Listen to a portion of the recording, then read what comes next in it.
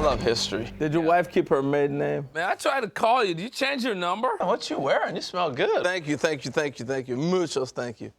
The pen is mightier with our friend MLB.com's Anthony Castrovince, who is here in studio. I feel like this is like a scene from a movie. Lieutenant Dan, you've got legs. Like we see you head to toe today. Good to see you, man. They're not very long, but they do exist. I know that. I know that feeling well myself. Yeah. Good. What brings you to New York City, to our part of the world? We're working on a MLB Network feature on Larry Doby, whose son you had in studio last week and lives up the road. So speak with him today and look for that in a couple months. Fortuitous for us because we can ask you about one of your latest posts, and we're so glad that you shined a deserving light on players that were somehow left out during award season this year. So you have like an all-awardless team that you'll present to us, and these are guys that did not get Gold Gloves, Silver Sluggers, All MLB, any BBWAA recognition.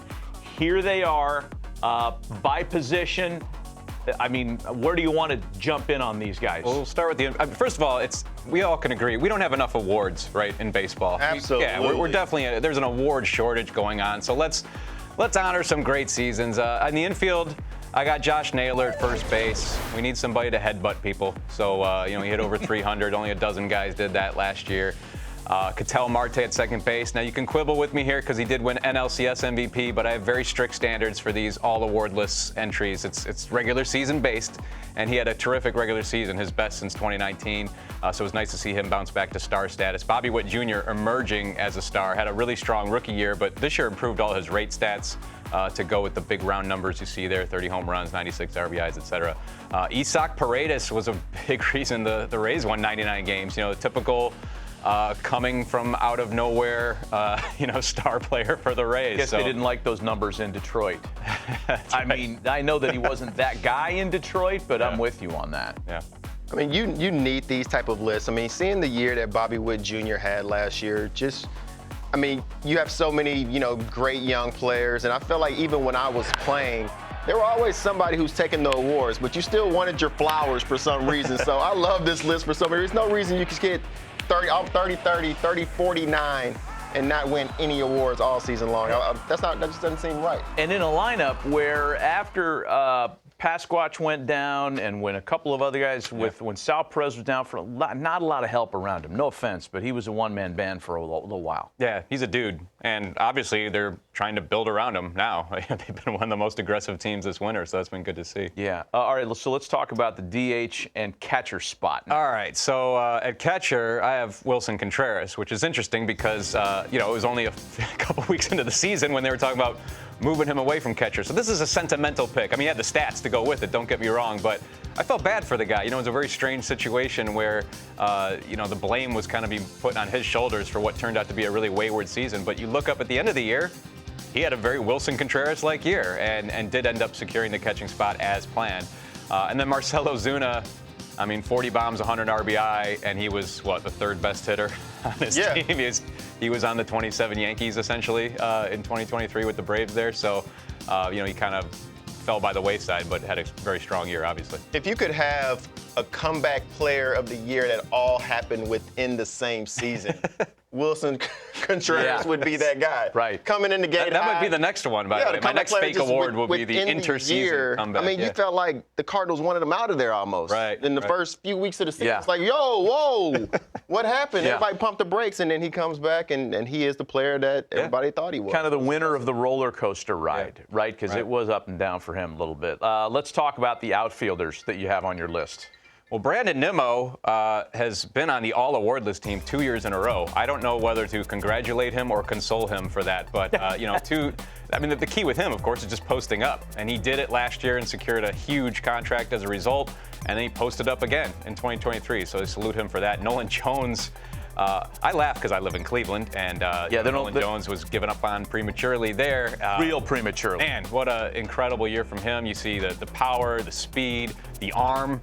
In the outfield, he's a real asset there for the rebuilding Rocks. And then Chas McCormick, I just thought had a really solid season. He didn't really secure a concrete starting role on the Astros. They were still mixing and matching, but I mean, he was a big reason why they survived some big injury hits and came out on top in the AL West again. You're coming in the season, you have Chaz McCormick and Jake Myers fighting for a spot. Who's going to be the center fielder? We're going to mix and match here. And he really took over that role and became one of the guys to where this offseason I was curious, are they going to go and try to sign a Bellinger or something like that? But Chaz McCormick has earned that opportunity of being that everyday center fielder for the Astros, and that's really impressive for a young guy like him. It's going to be an interesting watch in Houston this year. New manager, a lot of the same returning parts, a lot of bullpen guys that are gone. I'm really curious to see how they respond this year. Yordan Alvarez healthy all year, you'll assume, so things should be fine for them.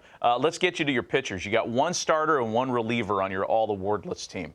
Yeah, pitchers are actually an area where you could argue we have a award shortage because, you know, beyond the Cy Young and the All-MLB, there's just not many spots for so many dudes. But I went with Justin Steele as my starter. You know, established himself as the ace of the Cubs, and they were in contention until late in the year because of, you know, what this guy did for them on the mound. He was terrific in some big situations.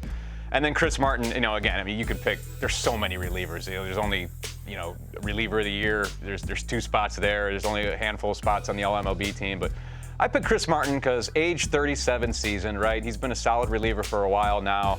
He's had to endure a lot of cold play jokes. And he's just been, he was on another level in 2023. If you go by ERA+, it was one of the, I think, top 12 of all time in terms of relief ERA+ marks. So, you know, it was just great to see an old dude, as an older dude myself, you know, I'm in my early 40s. So guys in the late 30s, early 40s there. Yeah, you definitely got to give Chris Martin his flowers. To never have made an All-Star game, but had been dominant for quite a while, in my opinion. Every time I see him out there, he seems like he gets his job done. He deserves an award as well. We should send him. We should make a trophy for the all-awardless team and let guys put it on their mantle. I would put that on my mantle behind my Zoom camera screen right there in my office background. If I had never made an All-Star, like an if I had no awards, that award would be there. Let's put the all 11 up again, or the diamond, if we will, for Anthony's all-awardless team. I would suggest, too, a near miss on the pitching side would be Spencer Strider, who until, you know, one bad start against St. Louis in September, for me, was chalked for Cy Young. I think he was all MLB. So I think. Oh, he was. You're right. Yeah. So he's ineligible for your award. I have very strict standards here, Maddie. I guess. Can't mess with it. Because you're a music guy and you've already talked about Chris Martin and during the Chris Martin, do you have a favorite holiday song by a pop artist? I only think of that because, you know, Cher is making another grab at immortality with a pop song. Yeah. All these pop artists, they want to be immortals by recording a Christmas or a holiday song, right? Do you have one? You got a favorite? I do. I mean, you would think it would be Bruce Springsteen, Santa Claus, but it's actually Otis Redding, White Christmas, I think, is the peak of our culture. I don't think it's gotten Otis better. Redding did a White Christmas? Yeah. Really? So that's for me. Wow, okay. I'll go Father Christmas by the Kinks. That's pretty good. Underrated. Yeah. Kind of drives nicely. He and his brother patched it up nicely enough to, you know, record a 2.5-minute Christmas song. You got a favorite Christmas song? No, I mean, is Mariah Carey's Christmas album still not killing all the charts? It is killing every year. Killing it in my house, I know that. She's the self-proclaimed queen of Christmas. That's right. That has to be on That's right there. Anthony, good to see you, man. Thanks for coming in.